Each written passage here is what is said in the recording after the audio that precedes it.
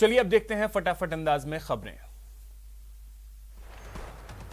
प्रधानमंत्री नरेंद्र मोदी ने video conferencing के माध्यम से प्रधानमंत्री डिजिटल स्वास्थ्य अभियान की शुरुआत की। प्रधानमंत्री ने बीते साल स्वतंत्रता दिवस के अवसर पर लाल किले की प्राचीर से राष्ट्रीय डिजिटल स्वास्थ्य अभियान की पायलट परियोजना की घोषणा की थी।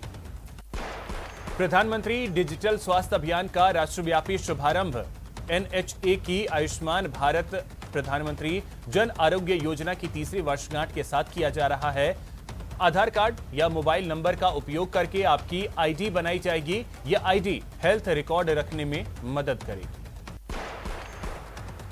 पीएम मोदी ने कहा कि बीते 7 वर्षों में देश की स्वास्थ्य सुविधाओं को मजबूत करने का जो अभियान चल रहा है वो आज से एक नए चरण में प्रवेश कर रहा है। आज एक ऐसे मिशन की शुरुआत हो रही है जिसमें भारत की स्वास्थ्य सुविधाओं में क्रांतिकारी परिवर्तन लाने की ताकत है। पीएम मोदी ने कहा कि उन्हें खुशी है कि आज से आयुष्मान भारत डिजिटल मिशन भी पूरे देश में शुरू किया जा रहा है। यह मिशन देश के गरीब और मध्यम वर्ग के इलाज में होने वाली दिक्कतों को दूर करने में बहुत बड़ी भूमिका निभाएगा। पीएम मोदी ने कहा कि 130 करोड़ आधार नंबर, 118 करोड़ मोबाइल सब्सक्राइबर, लगभग 80 करोड़ इंटरनेट यूजर्स, करीब 43 करोड़ जनधन बैंक खाते, इतना बड़ा कनेक्टेड इंफ्रास्ट्रक्चर दुनिया में कहीं नहीं है। यह डिजिटल इंफ्रास्ट्रक्चर राशन से लेकर प्रशासन तक को तेज, पारदर्शी तरीके से सामान्य भारतीय तक पहुंचा रहा है। पीएम मोदी ने कहा कि आयुष्मान भारत डिजिटल मिशन अब पूरे देश के अस्पतालों के डिजिटल हेल्थ सॉल्यूशंस को एक दूसरे से कनेक्ट करेगा। इसके तहत देशवासियों को अब एक डिजिटल हेल्थ आईडी मिलेगी। हर नागरिक का हेल्थ रिकॉर्ड डिजिटली सुरक्षित रहेगा। पीएम मोदी ने कहा कि सबको वैक्सीन मुफ्त वैक्सीन अभियान के तहत आज भारत करीब 90 करोड़ वैक्सीन की डोज लगा चुका है और उसका रिकॉर्ड उपलब्ध हुआ है। इसमें कोविन का सबसे बड़ा रोल है। कृषि कानून के खिलाफ किसान संगठनों ने आज भारत बंद का ऐलान किया है। पंजाब हरियाणा में इसका असर भी देखने को मिल रहा है। हाईवे कई जगहों पर बंद है। इस बंद को राजनीतिक पार्टियों का भी समर्थन मिला है। विपक्ष की कई पार्टियों ने खुलकर बंद का समर्थन करने का ऐलान किया है, जिसमें कांग्रेस, एसपी, बीएसपी, आप, डीएमके, आरजेडी, लेफ्ट पार्टियां शामिल हैं। संयुक्त किसान मोर्चा के द्वारा भारत बंद के ऐलान के बाद दिल्ली गुरुग्राम बॉर्डर पर गाड़ियों की लंबी कतार लग गई। यहां लंबी कतार देखी जा सकती है। हजारों कारें सड़कों पर दिखाई दे रही हैं। पंजाब हरियाणा में भी बंद का असर देखने को मिल रहा है। हाईवे कई जगहों पर बंद है। दिल्ली एनसीआर में पुलिस मुस्तैद है।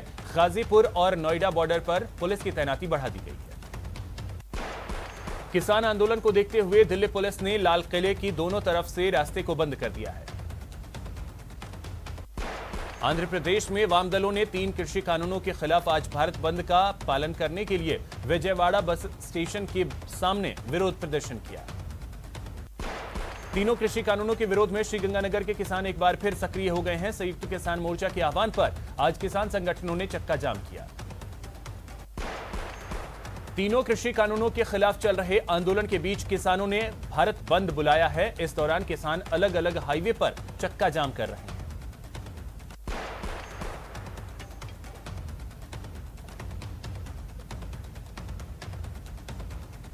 किसान नेता राकेश टिकैत ने कहा, कानून कौन लेके आया और किसकी सरकार है, आंदोलन उसी के खिलाफ होगा। हमारा आंदोलन सरकार के खिलाफ है। अगर 10 साल में भी सुधार करेंगे तो यह आंदोलन 10 साल तक जारी रहेगा।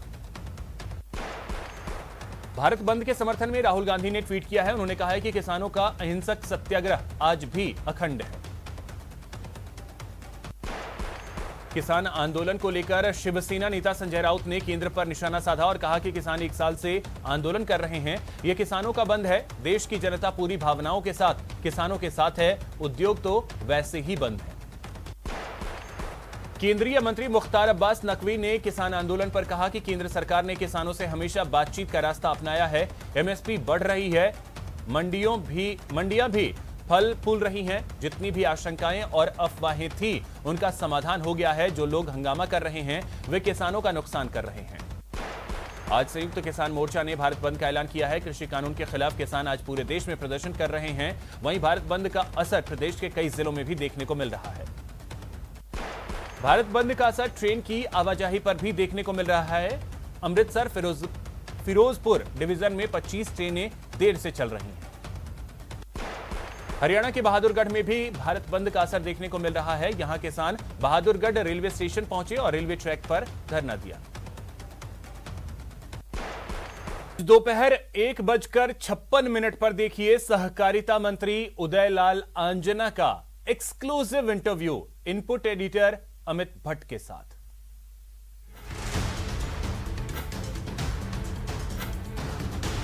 पहली बार सहकारिता की कमान दी गई थी, तो विभाग के जरिए क्या किए जाने की सोच उस वक्त रही थी? किसानों के उत्थान के लिए हमें काम करना है और सहकारिता को एक पायदान और आगे बढ़ाना है, क्योंकि अन्य राज्यों से सहकारिता थोड़ा पिछड़ा हुआ है राजस्थान सहकारिता में।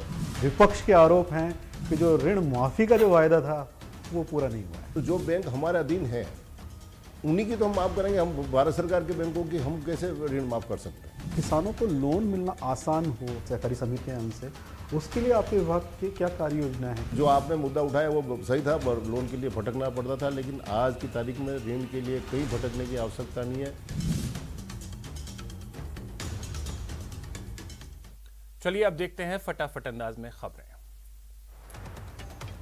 आंध्र प्रदेश और ओडिशा के तटों से टकराने के बाद चक्रवाती तूफान गुलाब कमजोर पड़ गया है। समंदर में उठी ऊंची लहरों के बीच आंध्र प्रदेश के 6 मछुआरे बंगाल की खाड़ी में लापता हो गए। चक्रवाती तूफान ने आंध्र प्रदेश के कलिंगपट्टनम और ओडिशा के गोपालपुर के बीच के भूभाग को प्रभावित किया है।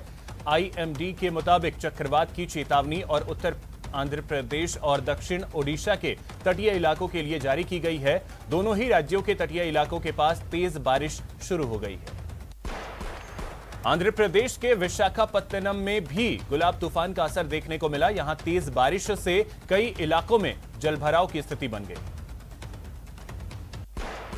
स्वास्थ्य मंत्रालय के मुताबिक बीते 24 घंटे के दौरान कोरोना के 26,041 नए मामले सामने आए हैं और 276 लोगों की मौत हुई है। हालांकि इस दौरान 29,621 लोग कोरोना से ठीक हुए हैं। देश के सभी राज्यों की तुलना में दक्षिणी राज्य केरल में कोरोना के सबसे ज्यादा मामले दर्ज किए गए हैं। केरल में पिछले 24 घंटों में कोरोना वायरस के 15,951 नए मामले सामने आए, वहीं 165 लोगों की मौत हुई। पाकिस्तान के विदेश मंत्री महमूद कुरैशी के लंदन आने पर पाकिस्तान के कब्जे वाले कश्मीर के कार्यकर्ताओं ने जमकर विरोध प्रदर्शन किया। कुरैशी के यूनाइटेड किंगडम पहुंचने पर बलूच और सिंधी कार्यकर्ताओं के प्रदर्शन में कश्मीर के लोग भी शामिल हुए। प्रधानमंत्री नरेंद्र मोदी रविवार रात को सेंट्रल विस्टा की कंस्ट्रक्शन साइट पर पहुंचे, जहां पर उन्होंने नए संसद भवन के निर्माण कार्य का जायजा लिया। गृह मंत्री अमित शाह ने 6 राज्यों के मुख्यमंत्रियों और 4 राज्यों के उच्च अधिकारियों के साथ बैठक की। बैठक में बिहार, झारखंड, ओडिशा, महाराष्ट्र, मध्य प्रदेश और तेलंगाना में नक्सल प्रभावित इलाकों में सुरक्षा और विकास परियोजनाओं पर मंथन किया गया। इंडियन बैंक्स एसोसिएशन के कार्यक्रम में वित्त मंत्री निर्मला सीतारमण ने बैंकों को लेकर बड़ा बयान दिया। उन्होंने कहा कि देश को स्टेट बैंक ऑफ इंडिया जैसे 4 से 5 बैंकों की जरूरत है। उपराष्ट्रपति वेंकैया नायडू 2 दिवसीय यात्रा पर जैसलमेर पहुंचे। एयर स्टेशन पहुंचने पर राज्यपाल कलराज मिश्र ने उपराष्ट्रपति की अगवानी करते हुए स्वागत किया। कनाडा ने भारत से आने वाली डायरेक्ट फ्लाइट्स की रोक को हटा दिया है। आज से फिर से कनाडा के लिए भारतीय उड़ानें उड़ सकेंगी। जम्मू कश्मीर के बांदीपुरा जिले में सुरक्षा बलों को बड़ी कामयाबी मिली है। सुरक्षा बलों ने मुठभेड़ में 2 आतंकवादियों को मार गिराया है। मारे गए आतंकियों में एक बीजेपी नेता की हत्या का आरोपी भी शामिल है। प्रदेश में आज से स्कूलों में रौनक लौट आई है। आज से प्रदेश में 18 महीनों के बाद कक्षा 1 से 5वीं तक के स्कूल खुल गए हैं। राज्य सरकार के निर्देश पर आज से कक्षा 1 से 5वीं तक के स्कूलों की कक्षाएं शुरू हो गईं। कोरोना की तीसरी लहर की आशंका के बीच कोरोना की सख्त गाइडलाइंस की पालना करते हुए अजमेर में भी सरकारी और गैर सरकारी स्कूलों को खोला गया। कोरोना के बाद करीब 18 महीने बाद पहली कक्षा से 5वीं कक्षा तक के स्कूलों का संचालन शुरू हो गया है। मासूम बच्चे स्कूल आने लगे हैं। आज स्कूल खुलने का पहला दिन था। ऐसे में कक्षा 1 से 5 तक के बच्चों में उत्साह देखने को मिला। टोंक जिले में आज से 5वीं तक के स्कूलों के लिए कक्षाएं शुरू हो गई हैं। सरकारी और निजी स्कूलों में 18 महीने बाद बच्चे वापस स्कूल लौटे। 7 सूत्री मांगों को लेकर राजसमंद जिले के ग्राम विकास अधिकारियों ने जिला परिषद के बाहर प्रदर्शन किया। संघ के जिलाध्यक्ष बाल मुकुंद माली के मुताबिक संगठन अपने 7 सूत्री मांगों को लेकर 16 अगस्त से लगातार प्रदर्शन कर रहा है। कोटपुतली के बस्ती उपखंड में महिला की लाश मिलने से आक्रोशित ग्रामीणों ने बांसखोह कस्बे के सड़क को जाम कर दिया। धौलपुर जिले के गांव देवदासपुरा के पास पार्वती नदी के बहाव में एक युवक की डूबने से मौत हो गई। करौली जिला जेल में कैदी मुकेश अवस्थी की संदिग्ध अवस्था में मौत हो गई। मृतक के परिजनों ने पुलिस पर मारपीट का आरोप लगाया। धौलपुर में चंबल पुल के पास रेल की पटरी पर एक बुजुर्ग का शव मिला। लाइनमैन की सूचना पर पुलिस ने शव को कब्जे में लेकर पोस्टमार्टम के लिए भेज दिया। बूंदी जिले के बरुंधन गांव में नदी में नहाने गए एक शख्स की डूबने से मौत हो गई, जिससे इलाके में हड़कंप मच गया। दौसा के रामगढ़ पचवारा थाना क्षेत्र में रास्ते को लेकर हुए खूनी संघर्ष में एक व्यक्ति की मौत हो गई। बस्सी में महिला की मौत से गुस्साए परिजनों ने जमकर विरोध प्रदर्शन किया। मृतक का शव एक नाले के पास नग्न अवस्था में मिला था। जालौर एसीबी ने बड़ी कार्रवाई करते हुए 10,000 की रिश्वत लेते हुए पटवारी को गिरफ्तार किया है। करौली में जिला कारागृह में रविवार को हुई कैदी की संदिग्ध मौत के मामले में मृतक के परिजन कोतवाली के बाहर धरने पर बैठ गए और जाम लगा दिया। श्रीगंगानगर के राजियासर थाना क्षेत्र में देर रात 2 युवकों पर जानलेवा हमला किया गया। करीब 20 की संख्या में युवकों ने एक घर पर लाठी डंडों और पत्थरों से हमला कर दिया। अजमेर नगर निगम की टीम ने आज गंज थाना क्षेत्र के 3 गोदामों पर दबिश दी और बड़ी मात्रा में प्रतिबंधित प्लास्टिक को जब्त किया। सिरोही में डीएसटी और स्वरूपगंज थाने की टीम की संयुक्त कार्रवाई में तंबाकू माचिस के होलसेल गोदाम में दबिश दी गई, जहां से 355 देसी कार्टन के शराब और 105 कार्टन अंग्रेजी शराब जब्त किए गए। करौली में शराब पीकर परीक्षा देने पहुंचे एक परीक्षार्थी को पुलिस ने गिरफ्तार कर लिया।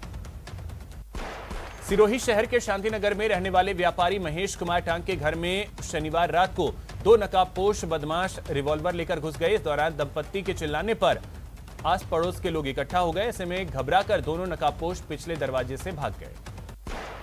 माउंट आबू में पिछले कई वर्षों से सीवरेज का काम चल रहा है, जिससे यहां की सड़कें कई जगह खुदी हुई हैं। माउंट आबू यात्री कर नाके के पास सड़क पर सीवरेज का काम चल रहा है। यहां मुख्य सड़क भरभरा कर गिर गई। अलवर के कैंडलगंज बाजार में शॉर्ट सर्किट की वजह से मुरमुरा के कट्टों से भरे ट्रक में आग लग गई। चूरू जिले के सुजानगढ़ में एक केमिकल से भरे टैंकर में अचानक आग लग गई। सूचना के बाद फायर ब्रिगेड की टीम मौके पर पहुंची और आग पर काबू पाया। चूरू के सुजानगढ़ के गांव कानूता में एक केमिकल से भरे टैंकर में आग लग गई। जानकारी के मुताबिक कानूता गांव के पास गुजरने वाली मुख्य सड़क पर यह हादसा हुआ।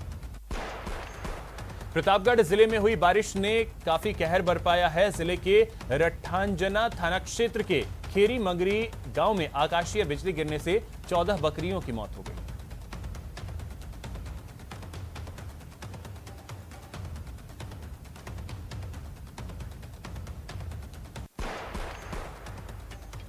राजसमंद के राज्यावास कस्बे में ग्रामीणों ने चोरी कर भाग रहे एक चोर को पकड़कर पुलिस के हवाले कर दिया। 3 चोर गटालिया श्याम मंदिर की दान पेटी तोड़ रहे थे, लेकिन ग्रामीणों को देखते ही 2 लोग भाग गए।